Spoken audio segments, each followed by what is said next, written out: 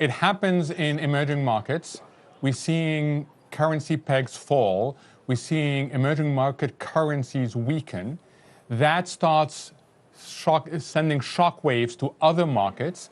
And at the end is the equity market in the US. So what we're seeing is a classic overshoot. It starts first in the emerging market world, and then it starts spreading.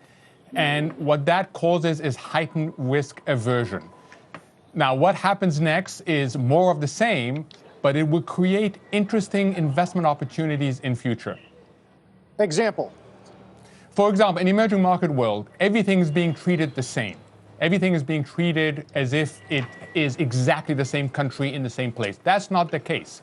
So good names are being hit as well as bad names. There's going to be opportunities there, relative to begin with, and in a few trading sessions and weeks, it will be an absolute trade.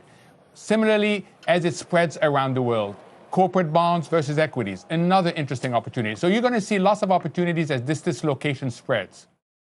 It could be a W rebound, it could be a WW rebound. We're just in a situation where we're not seeing the market rebalance yet. And so until that happens, we're not going to see sort of any sort of price move higher. And so in the US here, we are starting to see production dropping off. We're seeing a sort of 9.4 million barrels a day. But elsewhere in the world, we're still seeing OPEC pumping, obviously from Saudi, obviously from Iraq as well. But our data is showing that Angola is putting exports out at a multi-month high as well. And so there's no real respite on the supply side. Until we see that, we're not going to see this market rebalance.